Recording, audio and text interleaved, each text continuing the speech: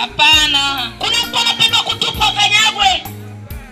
Bwana Yesu asifiwe. Amina. Au tuulize wafanyabiashara wakati ambapo amenunua bidhaa zikafika zingine zikaharibika, akaamua zitupe, anapata hali ya namna gani pale ametupa zile bidhaa zake amezinunua kwa gharama? Watu wanapita wanazikanyaga. Kile kitendo cha kwa wanapita wanazikanyaga, wafanyabiashara watuambie wanajisikia namna gani? Ni hali ya namna gani wanaisikia? Vile unavyojisikia ndivyo na Yesu anajisikia vibaya.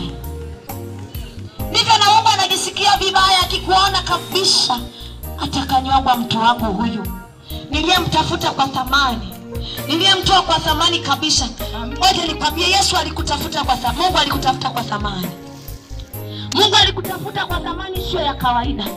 Eti anasema akamtoa Yesu Kristo akafa msalabani kwa ajili ya kumtafuta nani?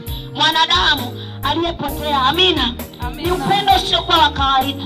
Ni upendo ambao huwezi ukaupata mahali popote. Bwana Yesu asifiwe.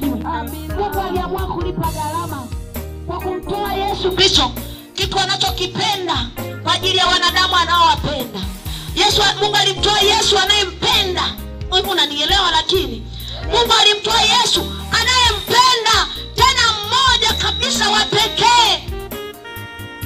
Anayempenda mmoja wa pekee ndiye Mungu aliyemtoa. Sio kwamba kumpenda, lakini hata na sisi alitupenda. Amina. Ilikuwa ni gharama ya upendo. Amina.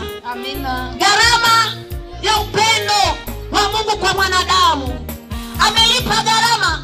Leo aje aone umetupwa, unakanyagwa.